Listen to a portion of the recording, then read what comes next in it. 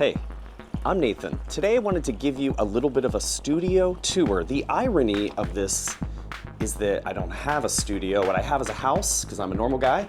I set my music gear up in my kitchen, and this is where I make music. Got some stuff set up behind me to tell you about. The purpose of this video is actually just to promote all the videos I've already made about all this gear. First, I'm gonna give you a quick overview of just like what's here, and then I will talk in depth about these items after. Let me just say, it's a beautiful thing seeing a kitchen table full of gear. You know, I've got stuff scattered around my house too, but this is a sight to behold. First up here, we have a Casio Tone MT100, scored it from a garage sale, graphic equalizer. It's really cool. I don't use it a ton, but it's been great when I do. Got a few Moog devices here, Subharmonicon, DFAM, and Grandmother. Drum Brute Impact, surprisingly cool. Here we have another Arturia product, sorry. This is the original key step. You know, you just gotta have one, pretty much. Got two Volcas. To me, they are the best ones. Volca Sample 2, the original Volca keys. KOII, made a bunch of videos on this of varying quality, if I'm honest. Korg Monologue, hell yeah. Here's the pedals I've been working with recently. It's a lot of reverb. The Epstein, which I did 1 or 2 videos about, really cool pedal. Just got this Melodica.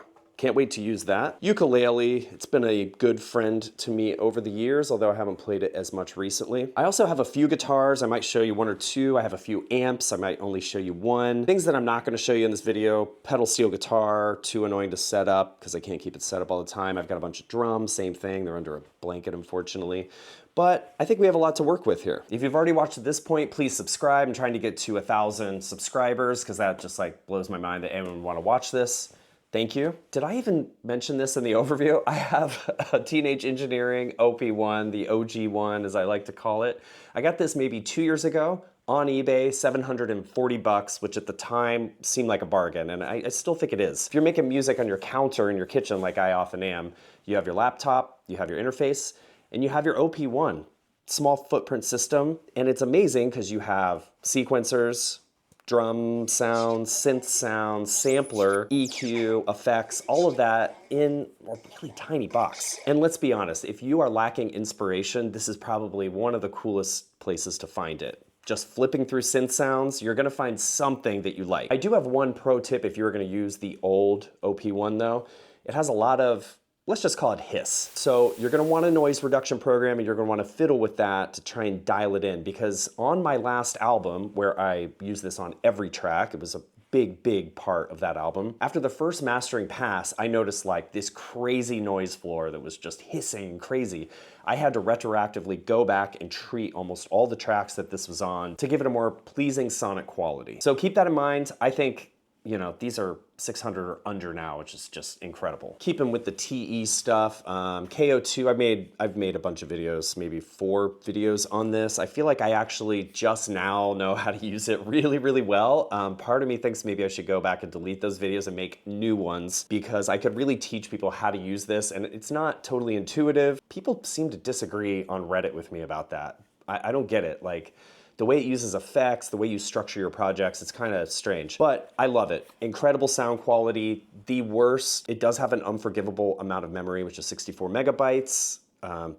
It's really makes me mad, actually. But if you're looking for a portable, durable travel instrument or sit in bed, lay on the couch instrument, this is one of the coolest things that I can think of. I've got a Korg Volca keys here. I've made maybe 2 videos with this. Surprisingly cool synth. Every time I play this, I just smile really big, because you just don't expect much to come out of this, but it's got, you know, 3-note polyphony, it's got an LFO, it's got a delay that sounds kind of bad, but is useful, I guess. Probably one of the coolest $60 boxes that I've ever had. In the same vein, Volca Sample 2. I definitely had a Volca Sample 1 that I've given away. I've bought a few of these to give to my friends and for their kids to use, because it's just so much fun. Another great portable thing if you're going on a plane and you don't have a KO2 or don't want to spend $300, you can get these for 100 bucks used. It's just the coolest. It's definitely on one of the tracks on my last album. I'll play it now.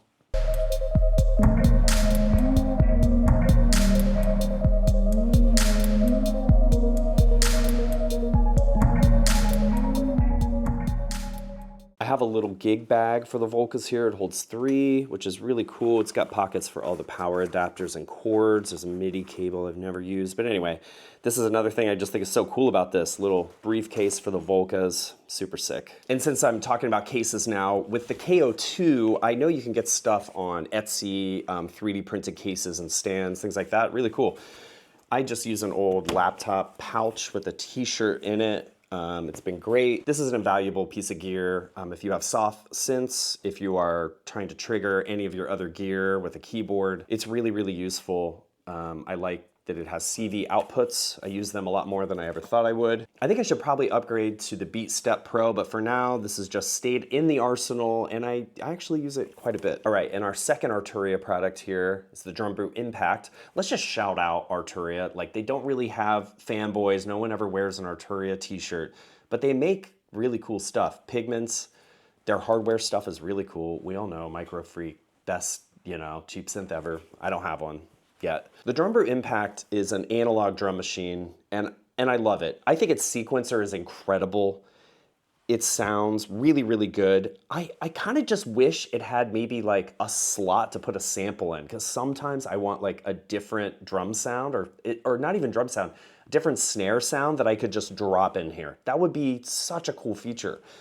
Otherwise, it has some individual outs. The Drum Brute full-size one has individual outs for every voice.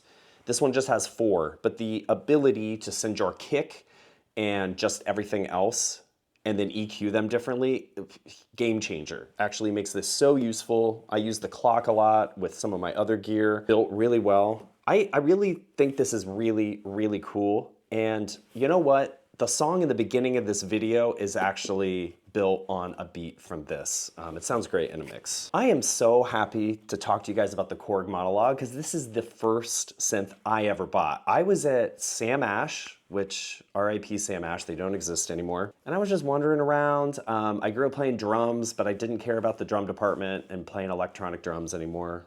You know, we've all done that at Guitar Center, Sam Ash, right? And there was one of these there, and it was plugged into a speaker, not even headphones.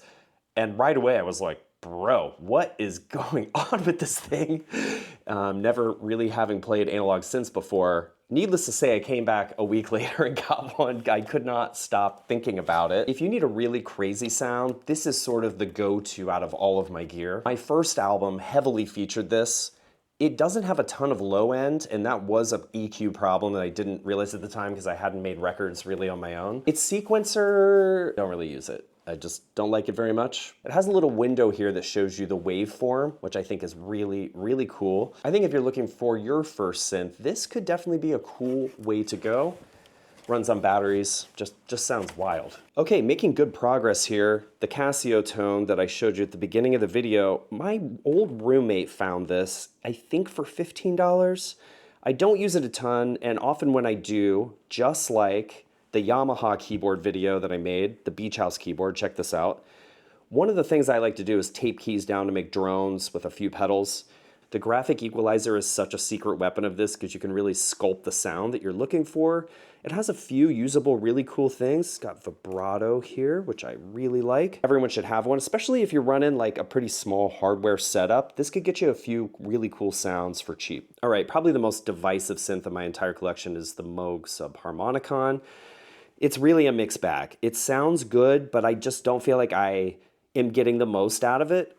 This is actually my friend's, and I'm pretty much gonna buy it for sure because I do see possibility with it, even though I really don't wanna have to get a whole modular setup. I just posted on YouTube 2 days ago a 4-hour ambient track using the Subharmonicon. I'm using the envelope generator. I'm writing that to do these like swells throughout the piece. It's a really cool synth. I would love to know how you guys are using it and how I can maximize its potential. DFAM, I've made some videos about this. They're some of my most watched and viewed videos, for better or for worse. I actually have a video where I have 2 DFAMs. You guys should watch that one. It's such a cool pairing. I definitely use it with the Drum Brew Impact, but I love the DFAM. I can't say enough about it, but I think I've kind of covered it in past videos, so I'll just leave that there. There's my grandmother. What a beautiful piece of synth.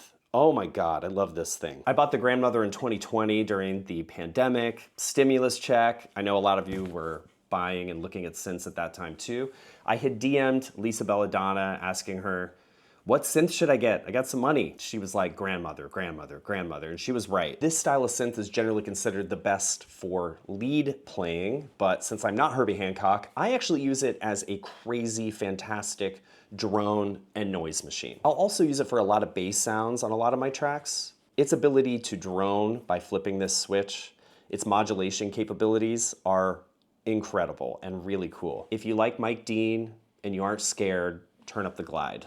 Now we have the heart and the brains of my recording setup. We've got an old 2014 MacBook Pro. We've got a complete Audio 6. I've got some of those famous Sony headphones. What are they called?